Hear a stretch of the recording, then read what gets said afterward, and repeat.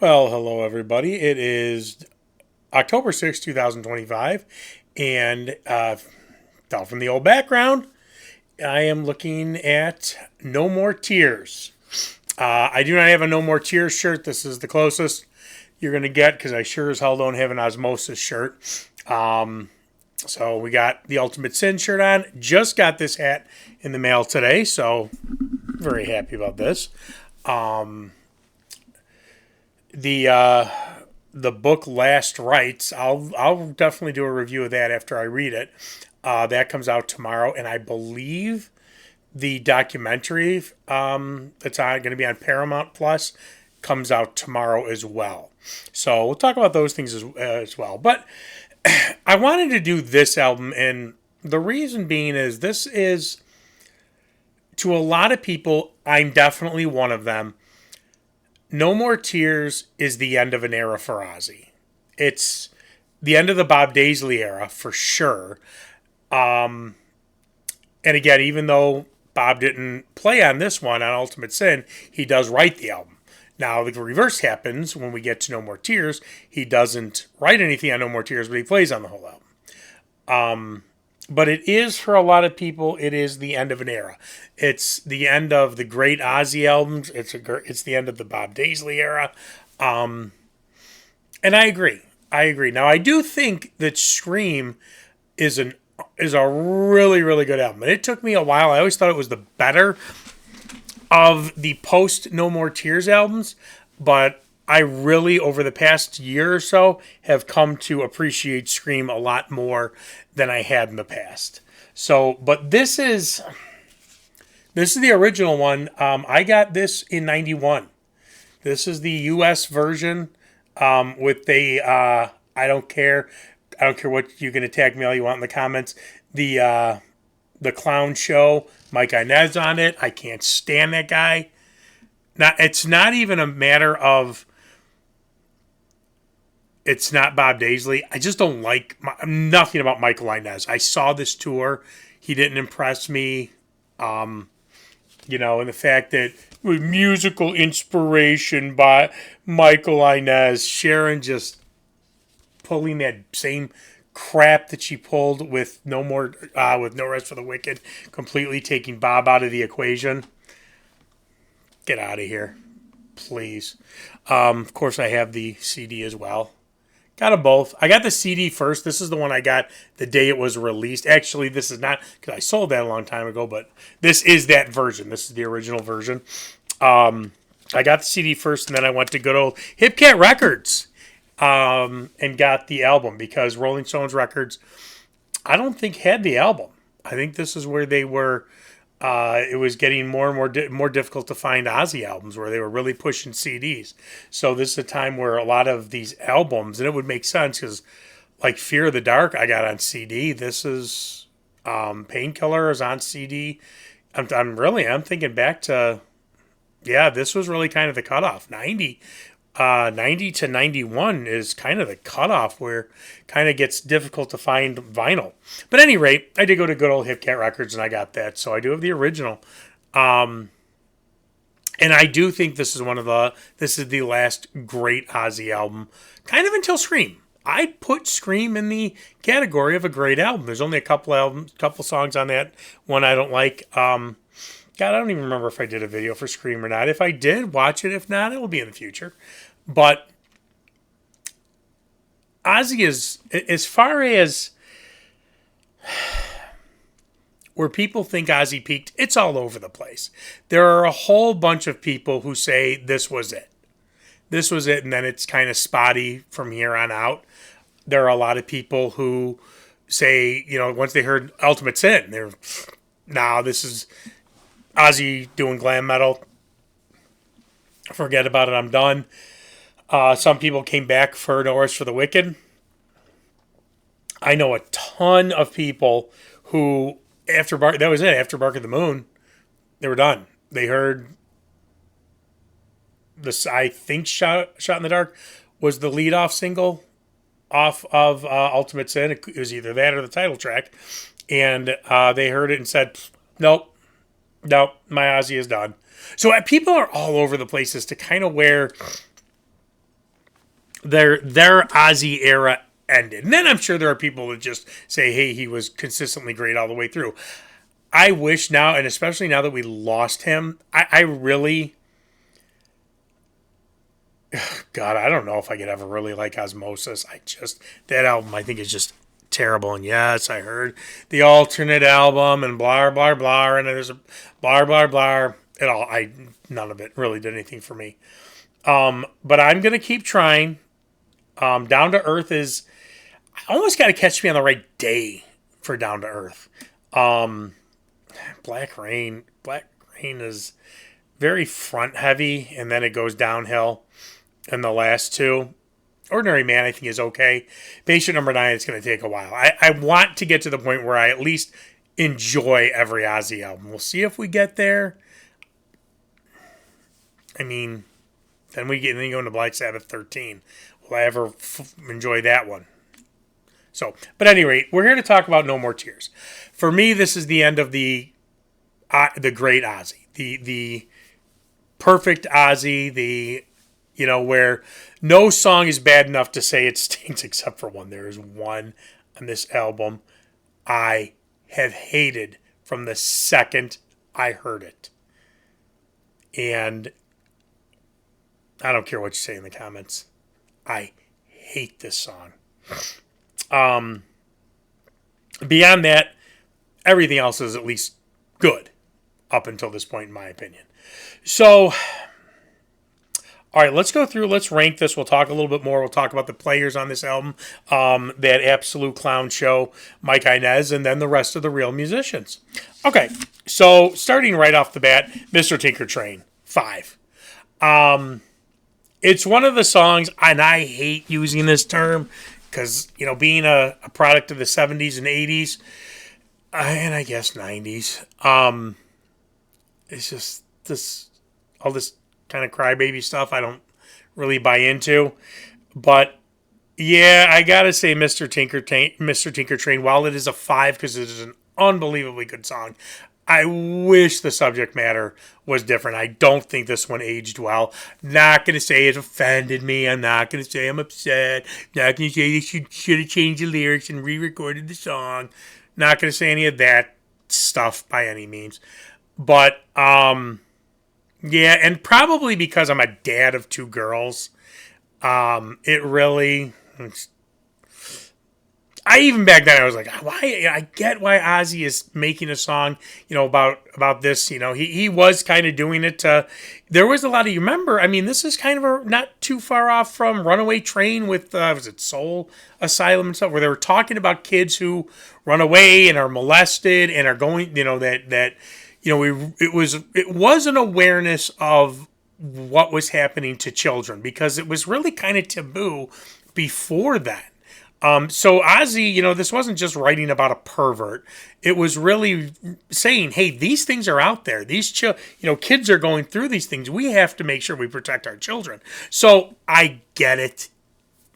And the message was to say, protect your kids, keep an eye out, know where your kids are going.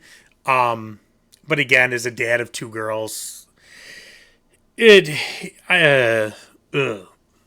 hits me in a spot where I'm like, okay. But it is a great song. Absolutely great song. Don't turn it off. It's a phenomenal song. Next one, I really had to get into the mode of back then because I loved I Don't Want to Change the World back then, and I over-listened to it, so I had to try, as I'm listening to this album again, had to pretend it was 1991. I loved it. It's a 5. It's the one that won the Grammy. He won the Grammy, which means nothing, but it's still a really, really good song. Big hit for him, and rightfully so. So I Don't Want to Change the World. Definitely a 5. Okay. You ready? And I know I've said in past videos that basically is a frying pan being thrown in a garbage can being rolled down a hill for it to be a 1. I don't care. Mama, I'm Coming Home is a 1. I hate that song. I absolutely hate that song. It is like nails on a chalkboard. I would rather hear that than Mama, I'm Coming Home. I absolutely cannot stand stand that song. Why? I don't know. I don't like it. I don't like it.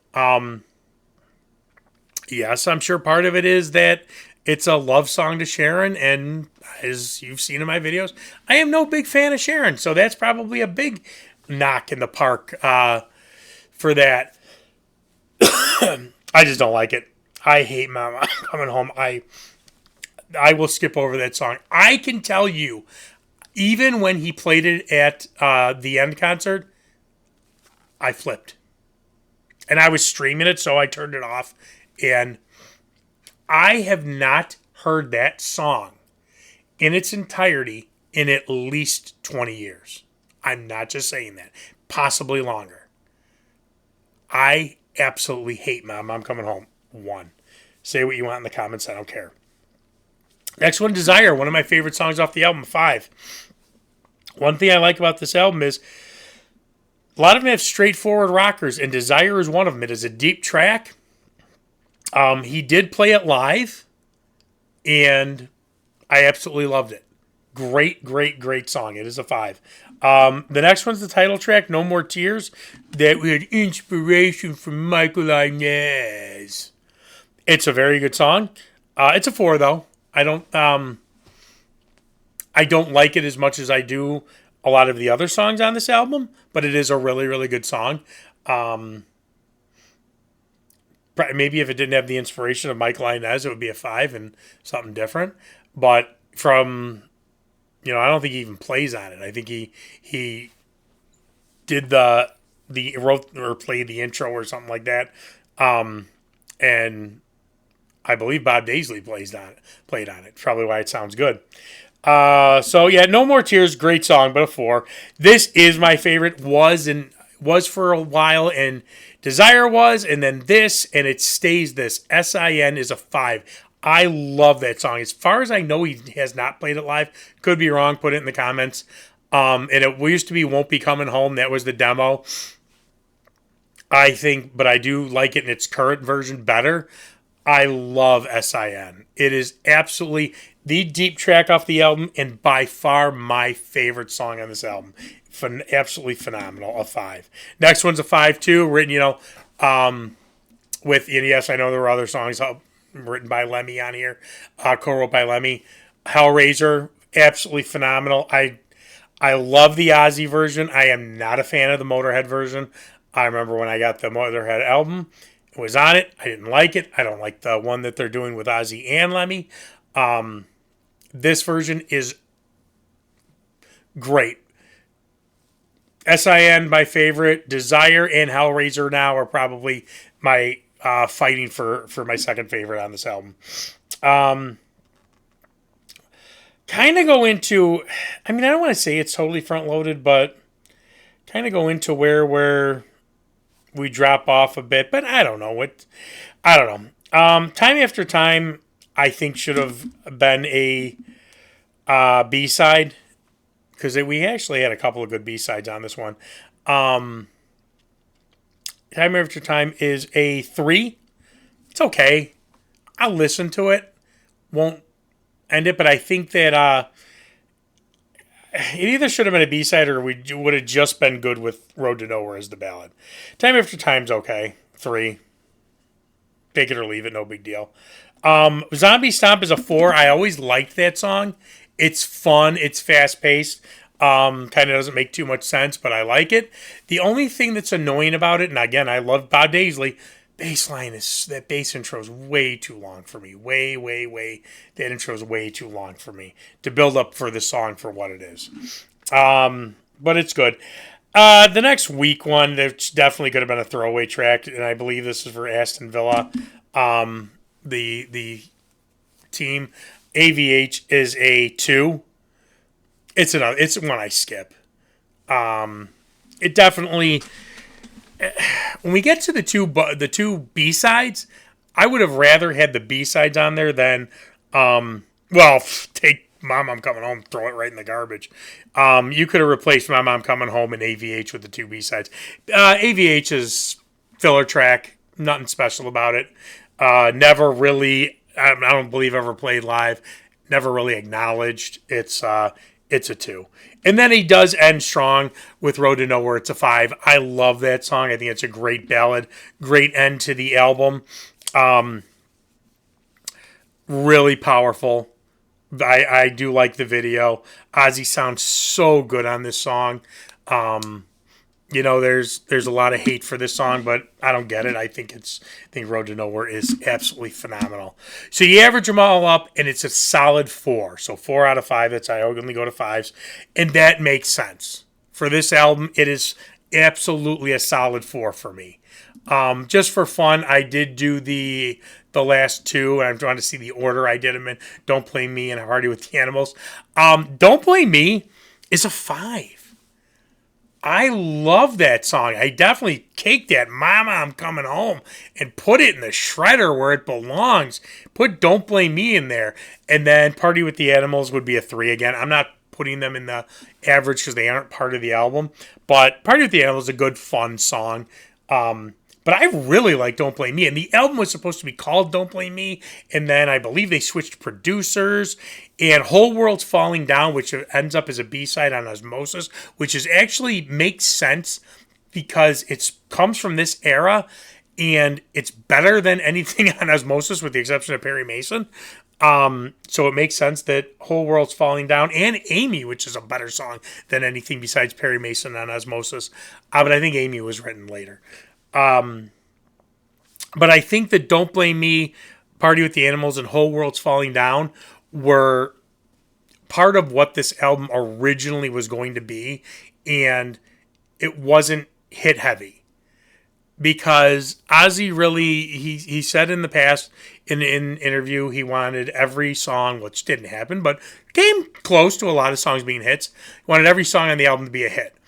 And especially after No Rest for the Wicked, which was very well received by his fans, it didn't sell nearly as well as The Ultimate Sin. It didn't have the massive single of Shot in the Dark. Ozzy wanted to reclaim that. So it was, if that's what he wanted, it was the smart move because those 3 songs were not going to be the hits that were the hits on No More Tears. But absolutely No More Tears is a solid 4. It's a great album. Again, for me, last of the classic Ozzy era. Great lineup. This is, yeah. Boy, oh, God. Jakey Lee is just so phenomenal, but I want to say my second favorite lineup would be the Bark at the Moon lineup, but it's just not. It's this.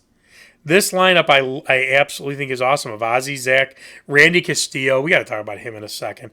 Bob Daisley on bass. John Sinclair on keyboards. And then, of course, Toolbag, Michael Inez. Go play with your Alice in Chains. Go get your flannel and be in Seattle. He had musical inspiration. Did you guys know that? Musical inspiration. It's a joke. But the real band of Ozzy, Zach, Randy Castillo, Bob Daisley, and John Sinclair, it's a great band, and it really is my second favorite lineup. Man, that hurts to say because I love Jakey Lee. And I love Tommy Aldridge. I just think Randy Castillo was a much better drummer. And it's so sad that Randy Castillo, I don't want to say he's forgotten because he's not forgotten, but we look at so many people that we've lost. And Randy Castillo gets looked over way too easily. And it's a crime. It's an absolute crime. He was so phenomenal. When you listen to the intro, when you listen to the intro of the song Ultimate Sin, Secret Loser, the drums on that.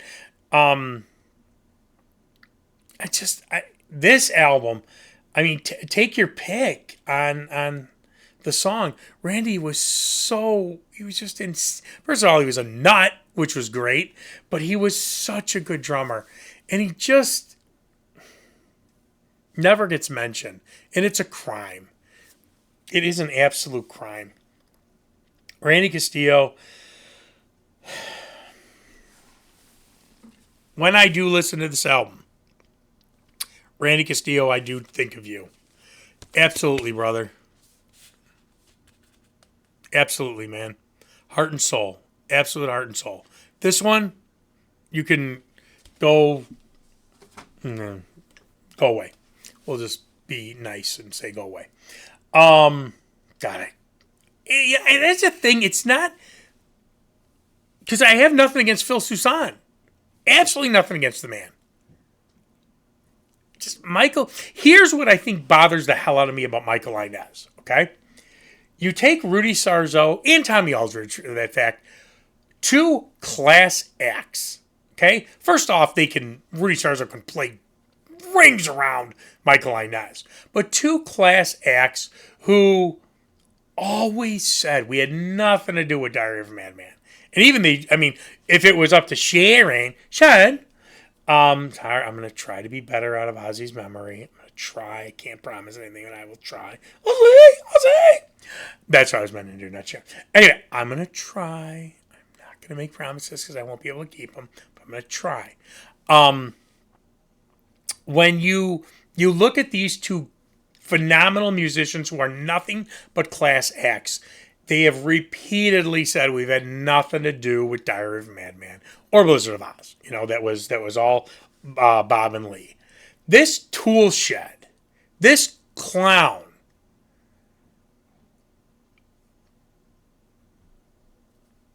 makes you want to believe he's on this album.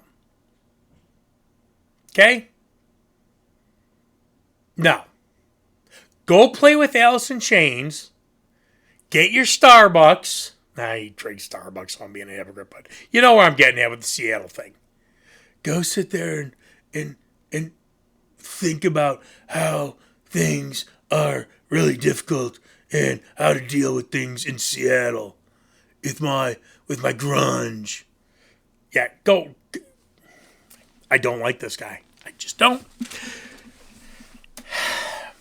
Succubus. That's what he is. Absolute succubus. Don't like Mike Inez. Don't like him. Over will. Don't care. But No More Tears with bassist Bob Daisley playing on it, real musician Bob Daisley playing on it, is a great album. Highly recommend.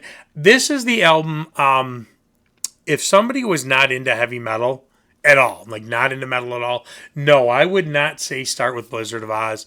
I would not say start with Diary of a Madman or even Bargain the Moon. Great album.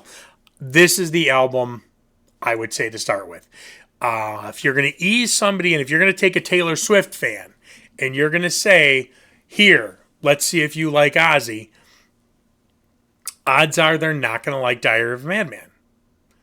There's more of a chance they will like this album. So it was more appealing to everybody, and the sales figures showed it. I mean, Blizzard sells as much as this one. This one sells 4 million. I think Blizzard sells 4 million. Again, just U.S. Great album. End of an era. Great lineup. And, I love it. Again, a lot of people by this time had said that was it. They were done with it. Done with Ozzy. Not me. I happily went to Rolling Stones Records in Norridge, Illinois, and got my CD. Not this one, but it looked exactly like this. And went home and happily listened to every single song. Then later I went to good old Hit Cat Records. Got this guy. So, all right, everybody. Like, subscribe, all that fun stuff, and I'll talk to you soon. See ya.